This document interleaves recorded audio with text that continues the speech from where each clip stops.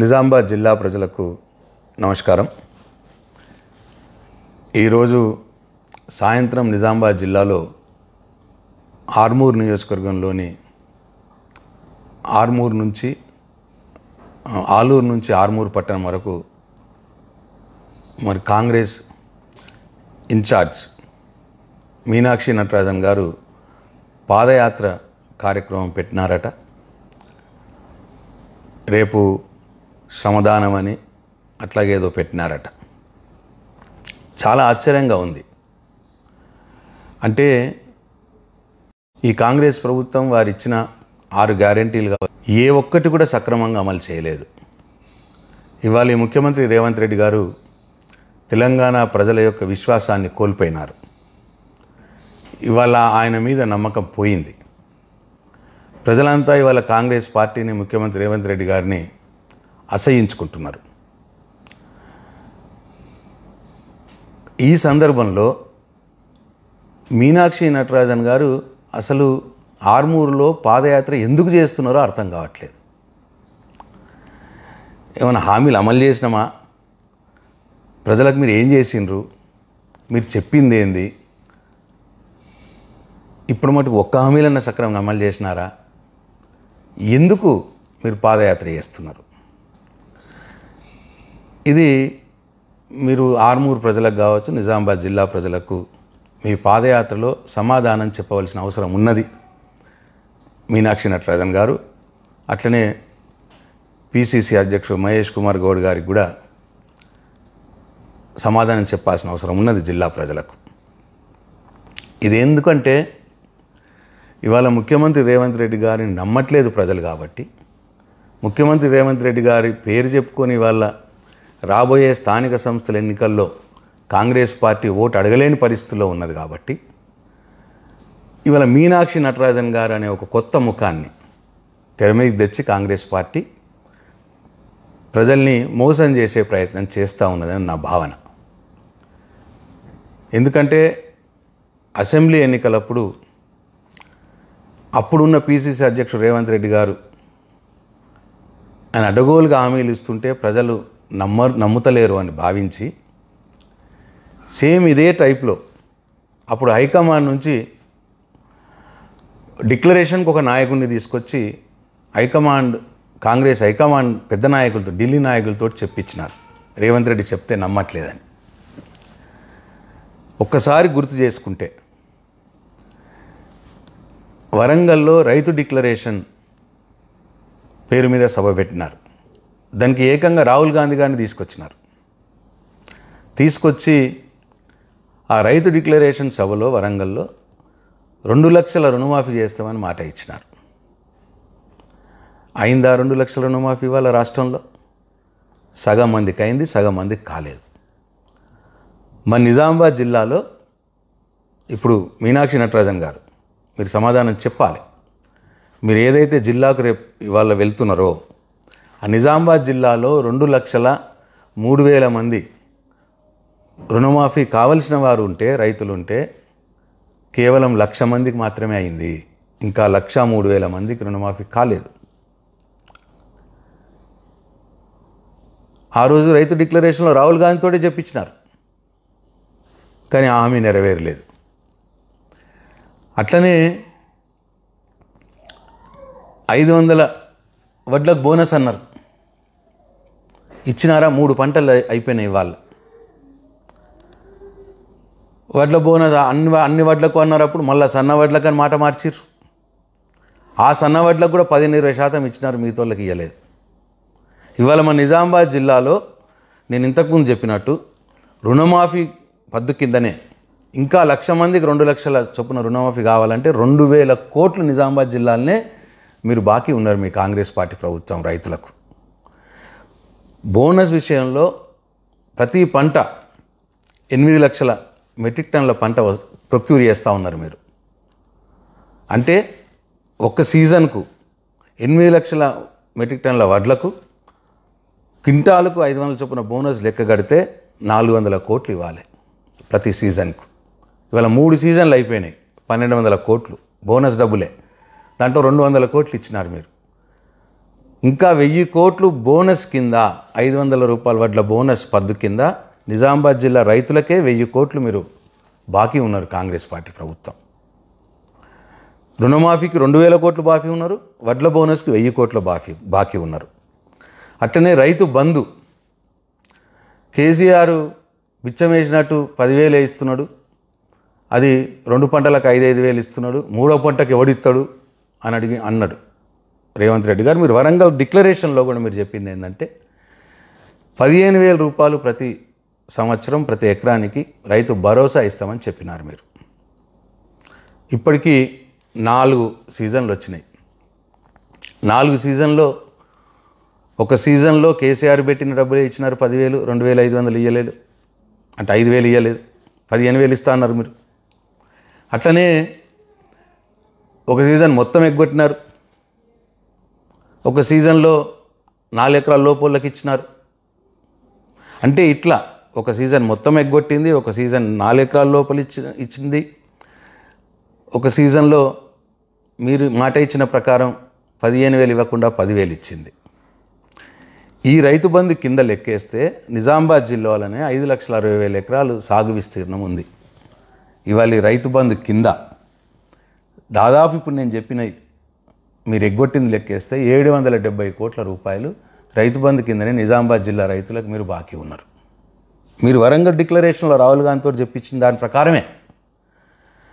అట్లనే పసుపుకు 12,000 రూపాయలు ఇస్తామన్నారు క్వింటాల్కు, 8,000-9,000 కంటే ఎక్కువ రాలేదు. మీరు చెప్పిన మాట ప్రకారం 9,000 వచ్చిందనుకున్నా, చెప్పిన మాట ప్రకారం 12,000కు 3,000 గ్యాప్ మీరు ఇవ్వాలి క్వింటాల్కు. ఎకరానికి 30 క్వింటాలు పండితే 90,000 రూపాయలు ఎకరానికి మీరు బాకీ ఉన్నారు పసుపు రైతుకి. నిజామాబాద్ జిల్లాలో 40,000 ఎకరాల పసుపు పండింది, ఒక్క సీజన్కే 90,000. అట్లా ఇవాళ 2 సార్లు పంట వచ్చింది అంటే ఒక సీజన్కు 320 కోట్లు, 2 సీజన్లకు కలిపితే 720 కోట్లు పసుపు రైతులకు మీరు బాకీ ఉన్నారు. అట్లా ఈ లెక్కన దాదాపు 4 నుంచి 4,500 కోట్ల రూపాయలు మీరు నిజామాబాద్ జిల్లా రైతాంగానికి మీరు వరంగల్ డిక్లరేషన్లో రాహుల్ గాంధీ గారు చెప్పిన దాని మీదనే మీరు మా రైతన్నలకు బాకీ ఉన్నారు. దీనికి సమాధానం చెప్పాలి రేపు మీరు పాదయాత్రలో మీనాక్షి నటరాజన్ గారు. అట్లనే హైదరాబాద్లో ప్రియాంక గాంధీ గారిని తీసుకొచ్చి యూత్ డిక్లరేషన్ అని చెప్పినారు. యూత్ డిక్లరేషన్లో ఆమెతో చెప్పించినది ఏంది? మీరు మొదటి సంవత్సరంలో 2 లక్షల ఉద్యోగాలు ఇస్తామని చెప్పినారు. మీరు ఇచ్చింది కేవలం నిన్ననే అశోక్ సార్ సెంట్రల్ లైబ్రరీలో మాట్లాడుతూ చెప్పినారు, మీకు ఆ రోజు ఉద్యోగస్తుల తరపున పోరాటం చేసి రేవంత్ రెడ్డి గారితో కూర్చున్న అదే అశోక్ సార్ నిన్న క్లియర్గా అద్దంకి దయాకర్ సభలో సెంట్రల్ లైబ్రరీ దగ్గర చెప్పినారు, మీరు ఇచ్చింది కేవలం 5,083 ఉద్యోగాలు మాత్రమే. అవన్నీ కూడా పాత బీఆర్ఎస్ పార్టీ ఉన్నప్పుడు కేసీఆర్ గారు ఇచ్చిన నోటిఫికేషన్లు అని చెప్పినాడు. 2 లక్షల ఉద్యోగాలు ఇస్తా అని చెప్పిన మీరు మొదటి సంవత్సరంలో కేవలం ఇచ్చింది 5,083 ఉద్యోగాలు మాత్రమే. మరి హామీ నిలబెట్టుకున్నదా ప్రియాంక గాంధీ గారు ఇచ్చిన హామీ?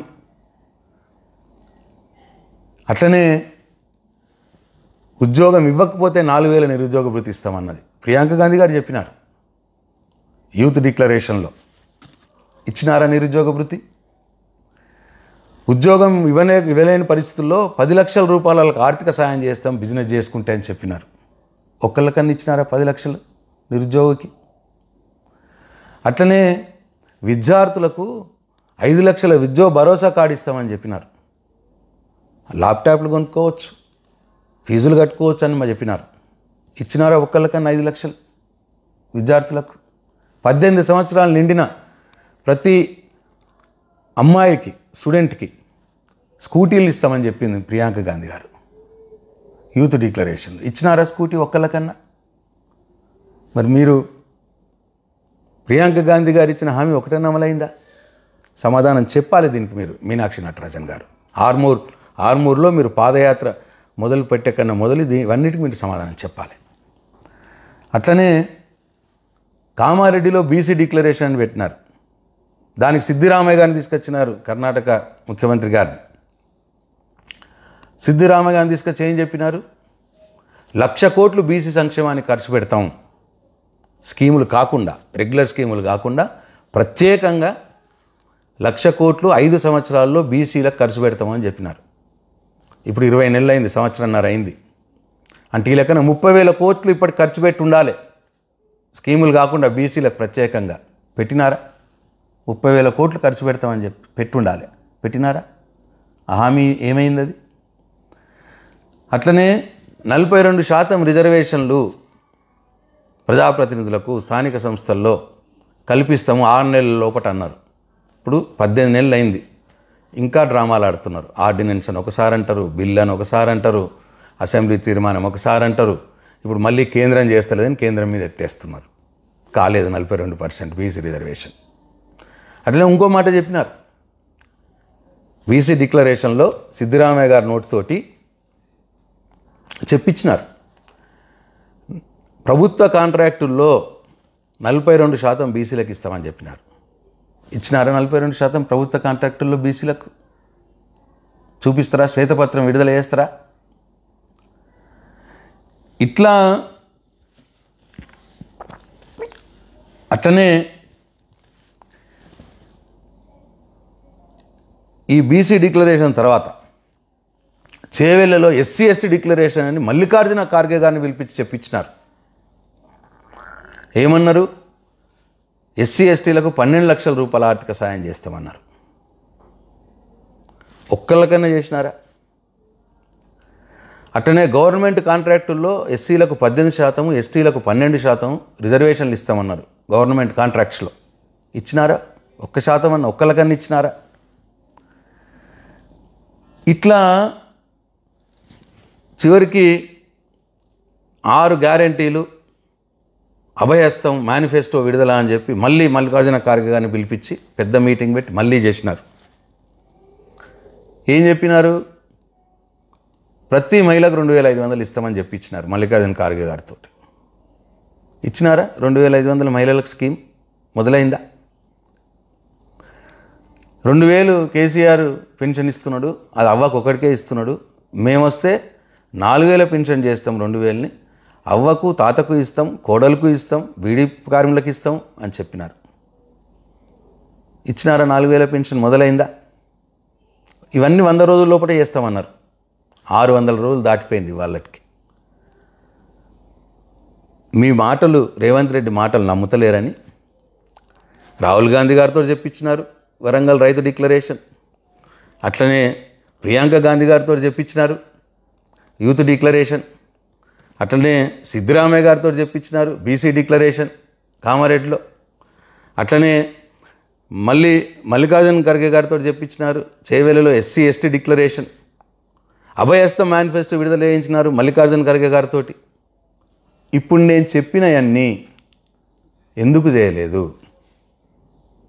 ఇవన్నిటికీ మీరు సమాధానం చెప్పి మీనాక్షి నటరాజన్ గారు ఆర్మూర్లో మీరు పాదయాత్ర చేయాలి.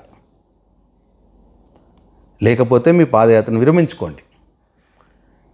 మీరు పార్టీ పెద్దగా హైకమాండ్ నుంచి వచ్చినారు కాబట్టి ఇది ఒక ప్రజల ఆకాంక్ష. ఇప్పుడు నేను చెప్పినవన్నీ, నేను అడిగినవన్నీ ప్రజల ఆకాంక్ష. ఈ ప్రజలు మనం చెప్పినవి చేయలేదు, ముఖ్యమంత్రి రేవంత్ రెడ్డి గారు ఇవి చెయ్యండి అని మీ ముఖ్యమంత్రికి చెప్పండి. చెప్పి అవి అమలైనాక మీరు పాదయాత్రలు చేయండి. అంతే తప్పిస్తే అసెంబ్లీ ఎన్నికలకు ముందు రాహుల్ గాంధీ గారితో, ప్రియాంక గాంధీ గారితో, సిద్ధిరామయ్య గారితో, మల్లికార్జున ఖార్గే గారితో డిక్లరేషన్ల పేరు మీద హామీలు ఇచ్చి ఎట్లయితే మోసం చేసిర్రో, మళ్ళీ ఈ స్థానిక సంస్థల ఎన్నికల కోసం మీ పాదయాత్ర పేరు మీద మళ్ళీ తెలంగాణ ప్రజల్ని రెండోసారి మోసం చేయకండి అని చెప్పి నేను డిమాండ్ చేస్తూ ఉన్నాను బీఆర్ఎస్ పార్టీ పక్షాన. ఇప్పుడు నేను అడిగిన అన్నిటికి కూడా మీరు సమాధానం చెప్పాల్సిందే అని చెప్పి డిమాండ్ చేస్తూ ఉన్నాను. మీరిచ్చిన హామీల్ని, మీరు డిక్లరేషన్ల పేరుట్ల మీద, 6 గ్యారంటీల పేరు మీద, 420 హామీల పేరు మీద మీరు ఏవైతే హామీలు ఇచ్చినారో ప్రజలకు అవన్నీ కూడా హామీలు అమలు చేయండి. అమలు చేసినాకనే మీ పాదయాత్ర మీరు చేయాలి. మీ పాదయాత్ర చేయడానికి మీకు అర్హత ఉన్నది అని చెప్పి నేను ఈ సందర్భంగా మీకు తెలియజేస్తూ ఉన్నాను. అట్లనే చాలా అన్యాయం ఏంటంటే మీరు ప్రజల్లో పాదయాత్ర పేరుకు అట్లా చెప్తున్నారు. ఎక్కడికక్కడ మా బీఆర్ఎస్ పార్టీ కార్యకర్తలని, నాయకుల్ని నిన్న రాత్రి 12 గంటల నుంచే అరెస్టులు చేస్తూ ఉన్నారు. ఇవాళ పోలీస్ స్టేషన్లో ఉన్నారు. టార్మూర్ నియోజకవర్గంలో, నిజామాబాద్లో, జిల్లా వ్యాప్తంగా. మీరు ఒకవేళ నిజంగానే మీరు మంచి పరిపాలన అందించి ఉంటే, మీరు ఇచ్చిన హామీలు నెరవేర్చి ఉంటే మీకెందుకు భయం? బీఆర్ఎస్ పార్టీ కార్యకర్తల నాయకులను ఎందుకు అరెస్ట్ చేస్తూ ఉన్నారు? ప్రివెంటివ్ అరెస్ట్ ఎందుకు చేస్తూ ఉన్నారు? ప్రజాపాలన అని ఒకవైపు చెప్తా ఉన్నారు. ఇది ప్రజాపాలన. ఒక రాజకీయ పార్టీ నాయకుడు పాదయాత్ర చేస్తే ఇంకో రాజకీయ పార్టీ కార్యకర్తల నాయకుల్ని అరెస్టులు చేయాలనా? ఇది ఇందిరమ్మ ఎమర్జెన్సీ పాలన కాదా? దీన్ని ప్రజాపాలన అంటారా? దయచేసి ఒకసారి తెలంగాణలోని మేధావి లోకం ఆలోచన చేయాలని చెప్పి నేను కోరుతా ఉన్నా. అక్కడ మా మాజీ ఎమ్మెల్యే జీవన్ రెడ్డి గారి ఇంటి చుట్టూతో పోలీసులు పెట్టినారు. నిజామాబాద్ జిల్లా పార్టీ ఆఫీస్లో పోలీసులు పెట్టినారు. ఇది ప్రజాపాలన. ఒక్కసారి తెలంగాణ సభ్య సమాజం, బుద్ధిజీవులు, మేధావులు ఆలోచన చేయాలని చెప్పి నేను కోరుతా ఉన్నా. నేను ఈ ప్రభుత్వాన్ని, పోలీసుని డిమాండ్ చేస్తూ ఉన్నా. వెంటనే అరెస్ట్ అయినటువంటి మా కార్యకర్తలని, నాయకులను బేషరతుగా విడుదల చేయాలి. మీనాక్షి నటరాజన్ గారు, నేను మీ డిక్లరేషన్ల పేరు మీద మీ అగ్రనాయకులతో చెప్పించినవి ఏవీ అమలు కాలేవు కాబట్టి అవి అమలయ్యాకనే మీ పాదయాత్ర మొదలు పెట్టాలని చెప్పి మీనాక్షి నటరాజన్ గారికి కూడా నేను డిమాండ్ చేస్తూ ఉన్నాను. జై తెలంగాణ, జై కేసీఆర్.